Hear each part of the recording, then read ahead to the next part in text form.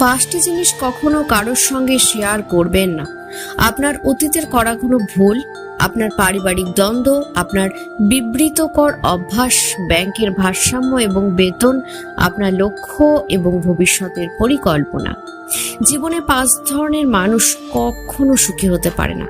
যারা সবকিছুতেই রাগ করে, যারা অপরকে সুখে থাকতে দেখলে জ্বলে ওঠে, যে সমস্ত ব্যক্তিরা পুরোপুরি অপরের উপর নির্ভরশীল, যে ব্যক্তিরা অল্পতে সন্তুষ্ট নয়, সর্বদা সন্দেহকারী ব্যক্তি। ঝগড়া অশান্তি থেকে মুক্তি চাইলে 4টি কাজ করুন। যেখানে আপনার মতের মিল নেই সেখান থেকে সরে আসুন।